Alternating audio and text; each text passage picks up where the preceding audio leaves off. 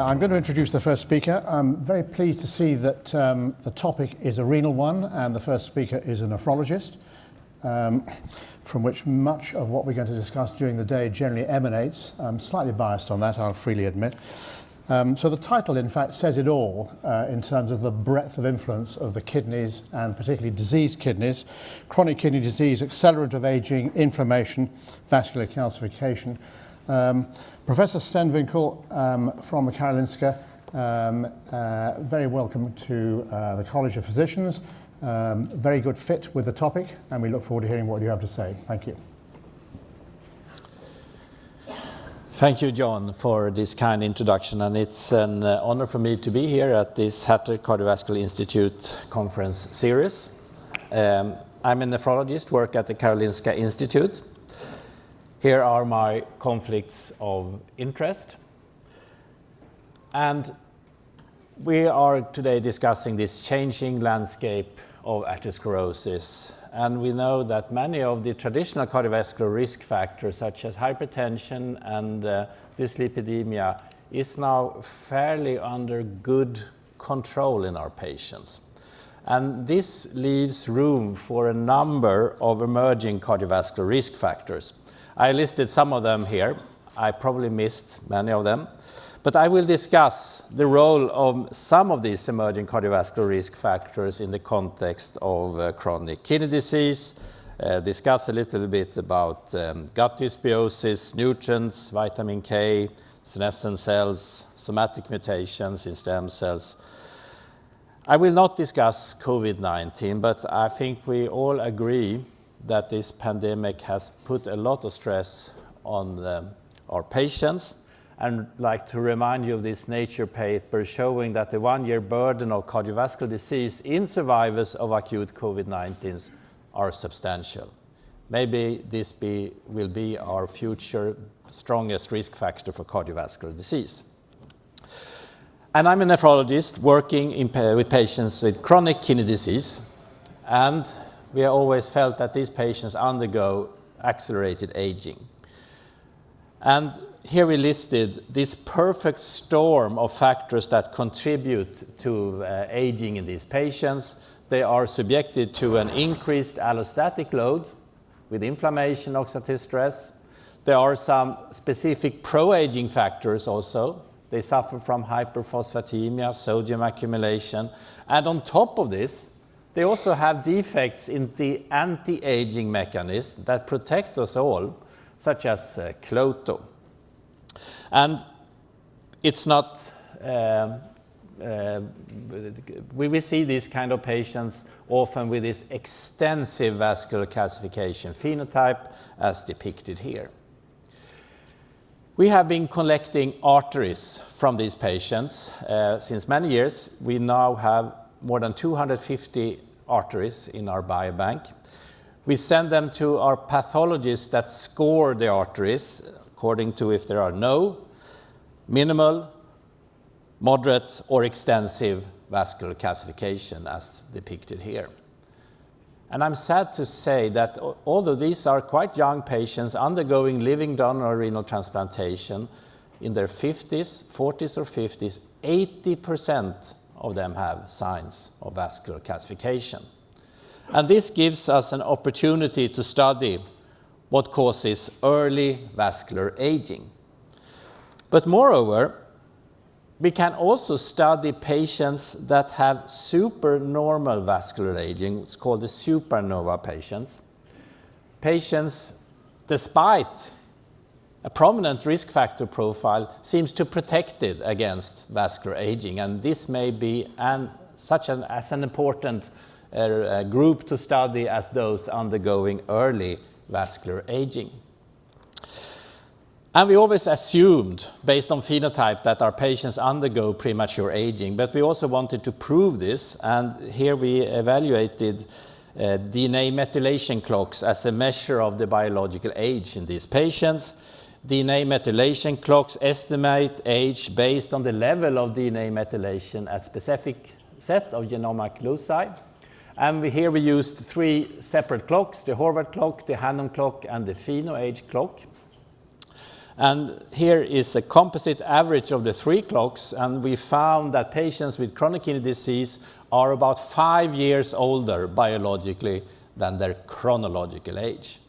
We also followed these patients after renal replacement therapy, and we can see that hemodialysis therapy had no effect on age acceleration, but there was a small but significant trend that after renal transplantation, there is a deceleration of the age acceleration. This is a paper we published more than 20 years ago, the first time observed that IL-6 is an independent predictor of mortality in patients starting dialysis therapy. We know now that this field have exploded. There are numerous studies shown here showing that plasma IL-6 do predict risk of future atherothrombotic events. We also have data from murine models showing that IL-6 inhibition reduce atherosclerosis, and the renal community is now eagerly waiting for the results from 2 large randomized controlled trials testing blocking of IL-6, the SOS trial and the possible ASKD trial using clazakizumab. So in our world here, the group I represent, we find that an intermediate inflammatory phenotype plays a central role in all these burden of lifestyle diseases that accumulate as we get older. This is a vicious circle consisting of inflammation, NRF2 depletion, mitochondrial dysfunction, oxidative stress, and loss of gut biodiversity. And we know that the stress of life, the exposome, is something that drives this vicious circle, contributing to all these diseases. So if you want to enable better aging, my guess would be that this is the vicious circle that we should try to manipulate. And of course, we also know that DNA damage has a central role in the aging process. And if you want to study how aging and the accumulation of burden of lifestyle diseases contribute to premature death, we have 3 different approaches. You could do a geriatric approach, trying to find novel treatments of diseases in the elderly. You could have a gerontology approach, try to prevent burden of lifestyle diseases in the elderly, or you could have a geroscientific approach, when you target any or several of the 9 upstream hallmarks of the aging process. And this is the approach that we use. And we have specifically been interested in the impact of cellular senescence. And you're all aware that as we get older, senescent cells accumulate. And senescent cells are like living dead zombie cells. They don't do any good, but they do a lot of harm. They poison tissues with pro-inflammatory products. And the idea here would be to get senescent cells to go into apoptosis to get rid of this inflammatory load from these cells. It's called the SASP response, senescent cell associated phenotype. And you're all aware of that. There's been a lot of discussions about targeting senescent cells as an emerging target for all diseases of aging. So in our patients, we take also fat biopsies, and from fat biopsies we can dissect out very small resistance arteries. Here we have tested established biomarkers of cellular senescence, P21, P16, and there is no doubt they are much higher compared to controls. We find lower expression of NRF2 in these resistance arteries. In another set of studies, we have compared patients with no calcification versus those with extensive calcification, and also, no doubt, a distinct senescent signature is present in uremic arteries. So this toxic uremic milieu promotes accumulation of senescent cells that are resistant to apoptosis. We have this SASP response and many mediators that may promote a premature aging phenotype. And in our group, we have been specifically interested in if it will be possible to use bioactive nutrients to target these cells, a concept called food as medicine. And I will start to talk about one food item we all like a lot, red meat, and how that can impact senescence and the aging processes. And this, of course, will be mostly about TMAO, which is a link between the gut and heart health. So TMAO is produced from food rich in carnitine, and we know that red meat is particularly high in carnitine. This recent paper in Nature Microbiology showed that red meat shifts the gut microbiome to produce much more of the precursor of TMAO, which is TMA, and this is done via microbial gene cluster, GBU. Studies also show that when you eat red meat, this reduces the abilities of the kidneys to excrete TMAO. And here we have evaluated TMAO levels in healthy controls, patients with CKD stage 3 and CKD stage 5. Please take a look at the scale here. Patients with end-stage renal disease have about 6-fold higher levels of TMAO. And then we compared it to a number of different mammals, such as bears and boars and tigers and lion. And it's evident that humans have much higher TMAO levels than these animals. So TMAO may be the new red meat risk factor. And studies like this one shows that TMAO induces an aging-associated phenotype. We have an avalanche of studies linking TMAO to cardiovascular risk. This is a study linking high TMAO to stroke. We have studies also showing TMAO related to hip fractures, TMAO related to acute coronary syndromes. And the bad news is that TMAO also seems to cross the blood-brain barrier. So now we also see studies like this one showing that TMAO actually drives cognitive deficiency and maybe also dementia.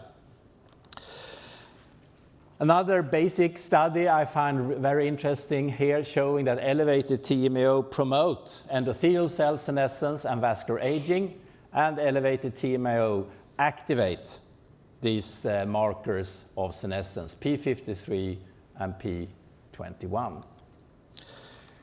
In my lab, this study by Sam Hobson, actually from London, shows here that TMAO promotes calcification. And here we also saw that TMAO and another uremic toxin, PAG, actually induce oxidative stress.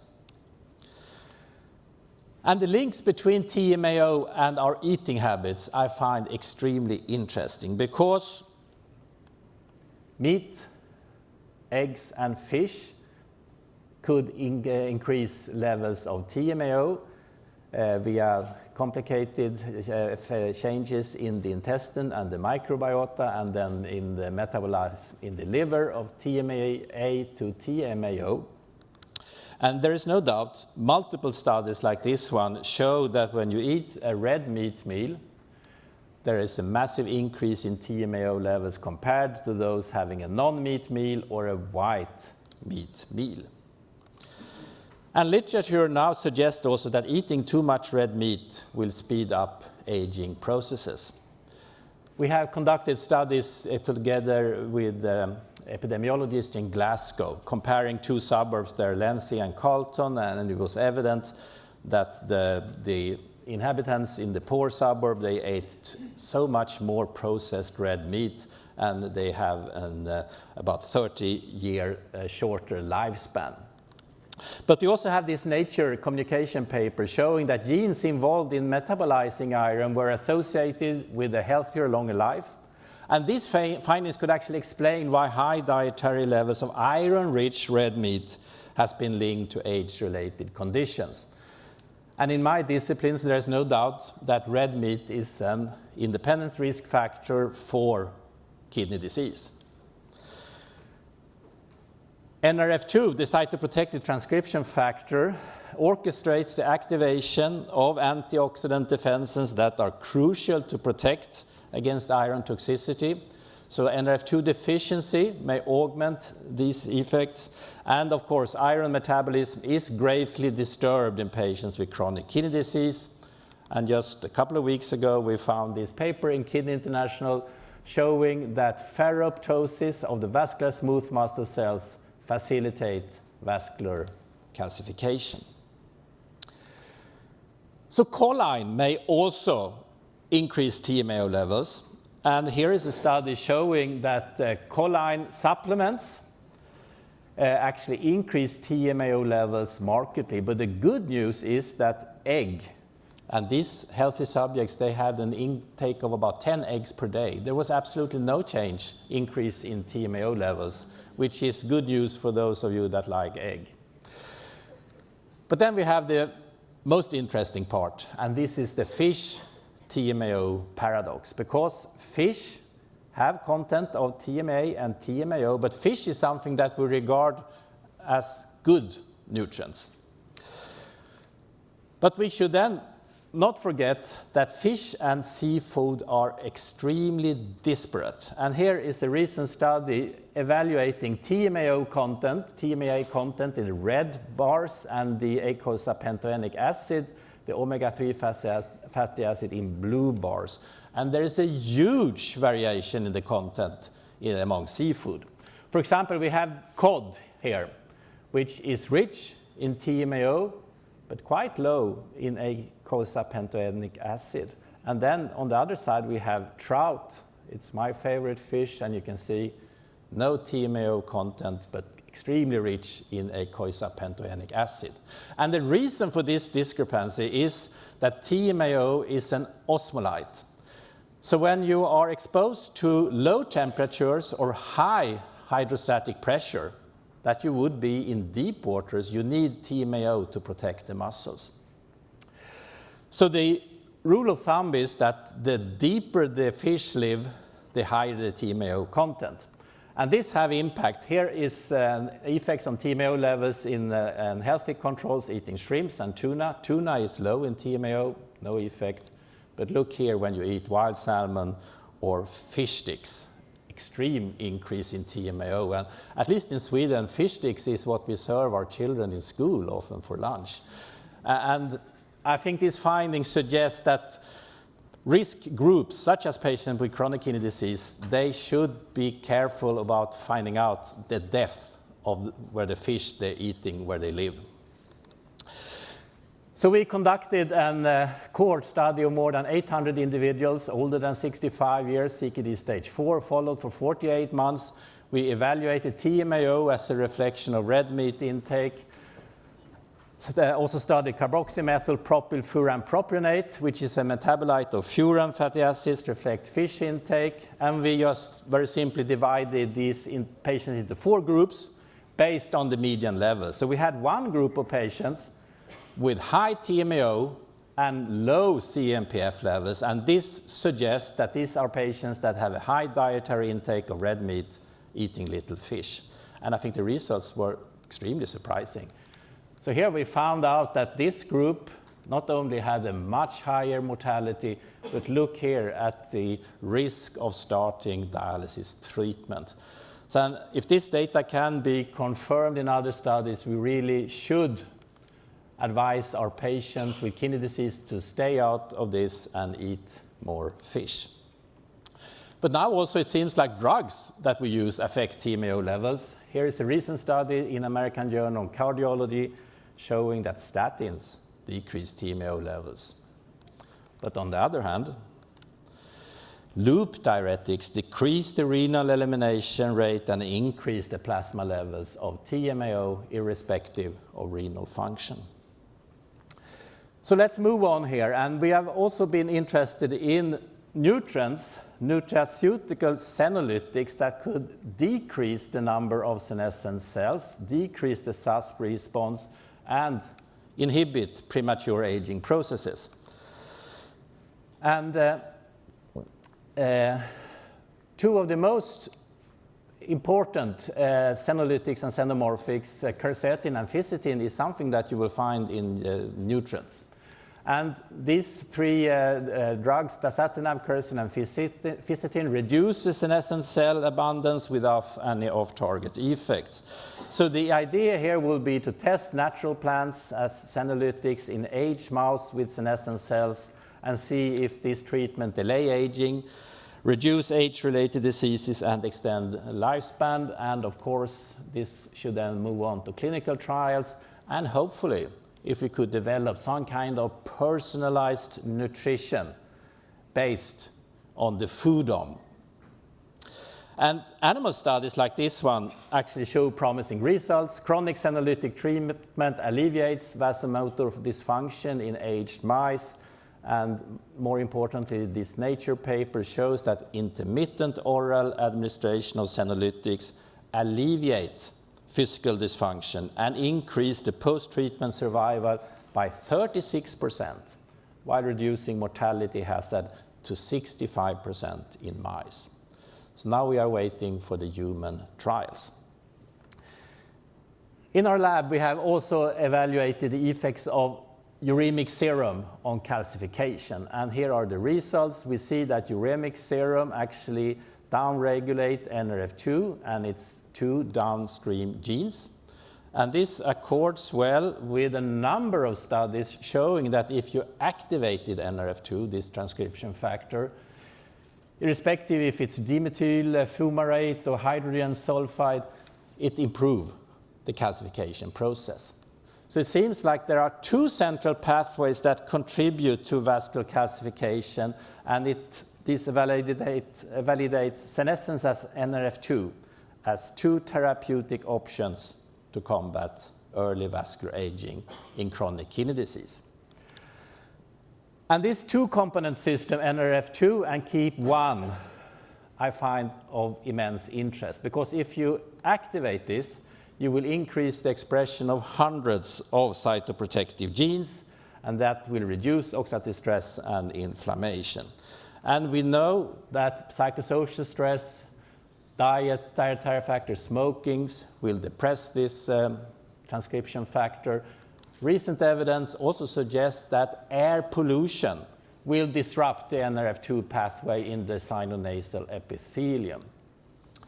But then we have also the possibility to stimulate NRF2, and that can be done by synthetic NRF2 stimulators. The most well-known may be bardoxolone, but we should not forget that metformin, statin, and lithium actually are NRF2 activators. But in our research, we have been mostly interested in the bioactive compounds and fermented food, which we know are NRF2 stimulants, such as curcumin, kimchi, rosemary, coffee. The most potent NRF2 stimulator is sulforaphane you'll find in broccoli sprouts.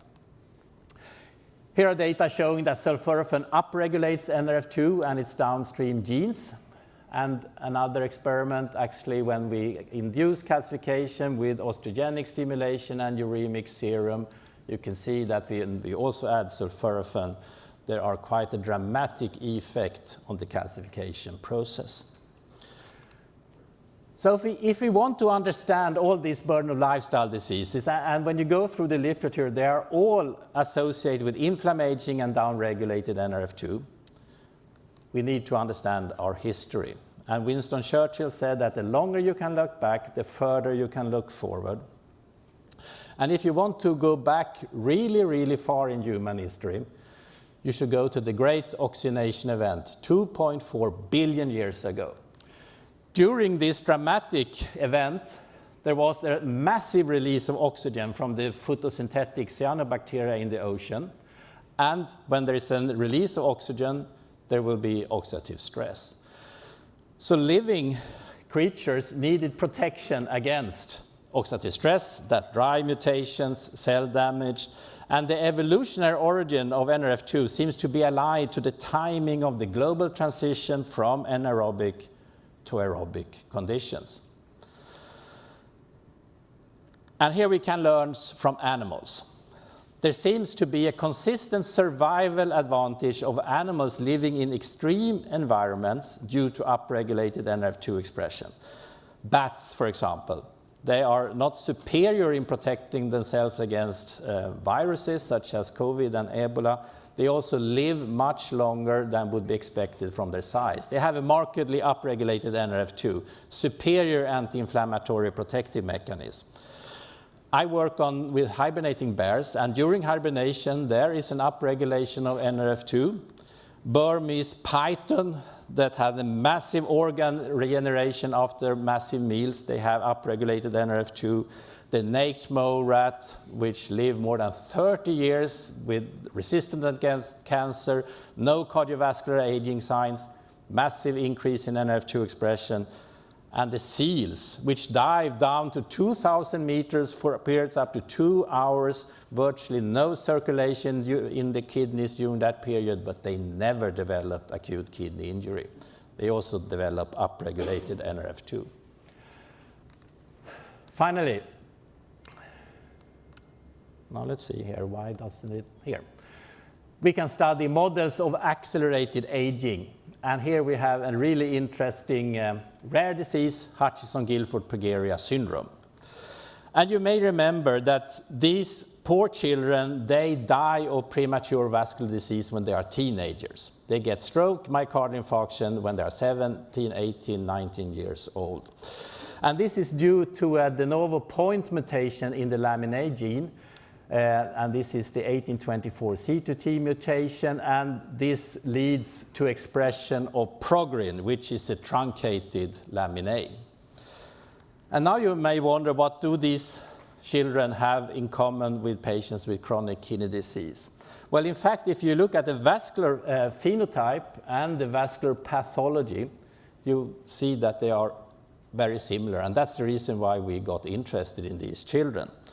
We also know that Progerin accelerates atherosclerosis by inducing endoplasmic reticulum stress in the vascular smooth muscle cells.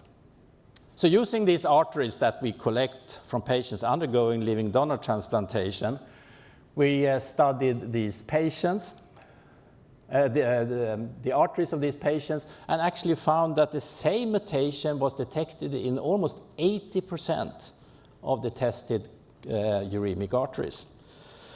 There was a higher fractional abundance of the mutation in CKD arteries than in controls and patients with cardiovascular disease, but no kidney disease.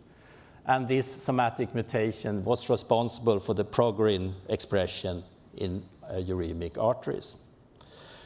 We could also see that the calcified arteries showed higher frequency of the Progerin positive cells than non-calcified arteries. We could also see that there was a weak but still significant relation between the frequency of Progerin expressing cells and the number of years with kidney disease. And most importantly, Progerin contributes to genomic instability of the vascular smooth muscle cells. Here there's a significant positive correlation between the DNA damage response and the frequency of Progerin positive cells. 56% of the Progerin expressing cells have an activated DNA damage response, and cells had a 5-time increased risk of DNA damage when Progerin was expressed. And this we put in context with this Cell paper published in 2016. They could show that impaired activity of the NRF2 antioxidative pathway is a main driver mechanism of Hutchinson-Gilford-Progeria syndrome. Suppressed NRF2 activity and oxidative stress could recapitulate the aging defects in Hutchinson-Gilford-Progeria syndrome, and most importantly, reactivation of NRF2 decreased oxidative stress and reversed the cellular defects. So it is believed that when you have this mutation with Progerin, there will be a local restriction which cause impaired NRF2 signaling, oxidative stress, and genomic instability. But then we should not forget that NRF2 is also an important regulator of hematopoietic stem cell function. So NRF2 deficiency results in the expansion of hematopoietic stem and progenitor cells due to cell-intrinsic hyperproliferation. And this leads us to this extremely interesting novel concept of the clonal hematopoiesis of intermediate potential. And of course, the accumulation of somatic mutations during our lifetime results in human tissues that are mosaics of genetically different cells, and the increased somatic mutation load will cause cellular dysfunction. And here, if you look at the risk for Alzheimer's, cardiovascular disease, and cancer, you can see that something seems to happen here. Around 60, 65 years, that's my age, it increases markedly. And I find it so interesting that if you compare to the cumulative incidence of these CHIPs, the clonal hematopoiesis of intermediate potential, the curve looks very similar. So I believe really that clonal hematopoiesis is something that connects all these aging diseases with inflammation, and these mutations, especially in TET2 and DMT3A, have an important role. And now the literature seems to be just inundated with reports showing that clonal hematopoiesis is associated with worse kidney function, it's associated with higher risk of stroke, associated with coronary artery disease in postmenopausal women, associated with incident heart failure, increased risk of gout, promotes osteoporosis, and last but not least, this Nature Communication papers a couple of weeks ago discussing clonal hematopoiesis of intermediate potential, DNA methylation, and the risk for coronary artery disease. So if I now try to sum up my ideas of what drives early vascular aging, I think we have a vicious circle. This is not just in chronic kidney disease, this is found in all burden of lifestyle diseases. Inflammation, senescence, oxidative stress, and mitochondrial dysfunction are important players. Of course, infections will stimulate this further, and the inflammasome. The results suggest that dysfunction in the NRF2 system will have effects on senescence. It will drive mitochondrial dysfunction, oxidative stress, and there's also this emerging link to clonal hematopoiesis. In the uremic milieu, high phosphate levels will further promote senescence. The uremic toxins that I talked about, TMAO, but we also have many other ones, will promote inflammation, oxidative stress, and decrease NRF2 expression. Gut dysbiosis plays a central role, as in all these diseases, contributing to NRF2 dysfunction, increased generation of uremic toxins. Vitamin K is an important player. I did not have time to discuss this, but we now know that vitamin K deficiency drives NRF2 dysfunction. And you may saw this paper in Nature this summer.